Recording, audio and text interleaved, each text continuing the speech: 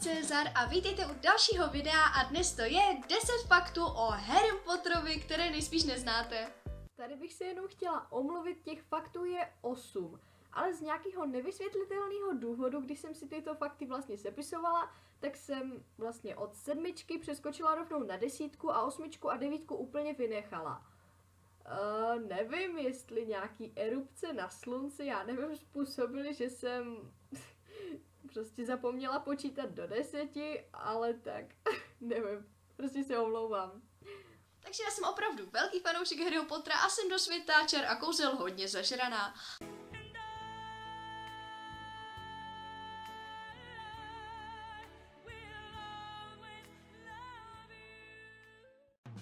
Proto třeba i pročítám různé články na internetu, rozhovory, stránky a z kterých vlastně potom získávám informace o tomhle světě vlastně, které se v knihách běžně nedozvíte. A právě o nějaké tyhle informace bych se s vámi chtěla podělit v tomhle videu. Samozřejmě možná, že některé tyhle fakty, informace budete už znát, pokud jste nějací velcí Harry Potter fanoušci nebo prostě tak. Ale tak já věřím, že se jich najde třeba aspoň pár, o kterých jste prostě ještě neslyšeli a snad vás i nějakým způsobem zaujmou. No a ty fakty jsem teda se snažila vybírat tak, aby nic moc nespoilovali, takže pokud jste tuhle sérii nečetli, což byste měli, nebo ještě nedočetli, nebo tak nějak, tak neměli by vám nic vyspoilovat. Takže můžeme jít na to. Takže první fakt. Nápad na Harryho Pottera vznikl ve vlaku, a to když jela Joanne Rowlingová, autorka této série, z Manchesteru tuším do Londýna, no a během té cesty vlakem tak nějak už měla vymýšlený ten základní příběh i základní děj první knihy. Jdu si koupit jízdenku do vlaku. Druhý fakt. 3 sovy, které hrály vlastně ve filmech Hedvigu, se jmenovaly Gizmo, Oak a Sprout. A samozřejmě, já vím, asi určitě jsem to zase přečetla blbě, takže sorry. Myslím, že hodně z vás zná zaklínadlo na odhánění mozkomorů. Expecto Patronum. Akorát nemám hůlku, takže to nemá efekt.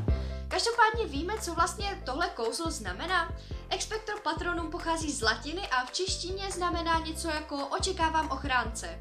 Pokud vypijete mnoholičný lektvar a zemřete během doby, kdy na vás bude působit, vaše tělo bude v té podobě v koho jste se vlastně proměnili a nevrátí se do vaší původní.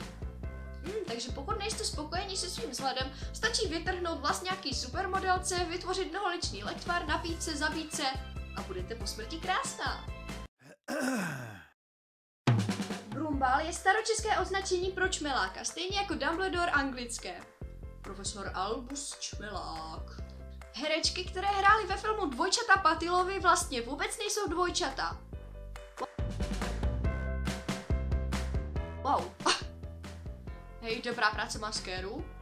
Rowlingová prozradila, že bubák Luciuse Malfoye na sebe bere podobu Lorda Voldemorta. Posledním 10. faktem je to, že už brzo bychom se možná mohli dočkat knižní podoby 8. dílu Harryho Pottera. Teďka vlastně v Anglii bude brzo premiéra vlastně taky 8. dílu Harryho Pottera, i když v divadelní hře, kterou režíruje tuším Rowlingová vlastně, vymyslela ji a tak, ale ne každý se samozřejmě do Anglie dostane, navíc ne každý by té angličtině rozuměl, takže se Rowlingová naštěstí rozhodla vydat vlastně tenhle ten 8. díl i v knižní podobě, na kterou se fakt moc těším a možná bojím, jestli ten poslední díl bude stát za to, jestli to už nebude vytvořený tak jako trochu na sílu, ale je pravda, že jako napsala to Joanne Rowlingová, takže možná se ani nemusím bát. Ta opravdu srší nápady, takže už se na tu knížku moc těším. Toho českého překladu bychom se měli dočkat během pár měsíců, takže jej! Tady bych to video ukončila. Děkuji vám, že jste se na tohle video podívali, snad se vám líbilo a čau!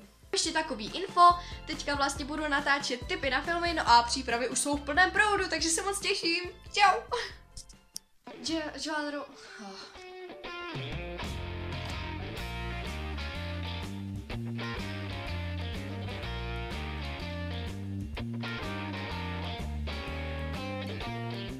Tu už natáčí? Fakt tu, ne. Aha, takže já jsem si ten blesk namalovala na špatnou stranu. Dobře. Herečky, které hrály Dvojčata Nepište mi na tom Messengeru, hej. Gizmo, Oak and Sprout.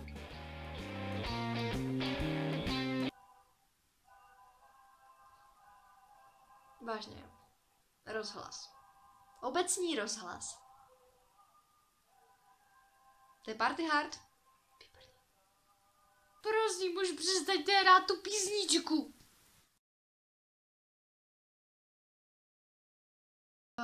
Jsem se do toho zamotala.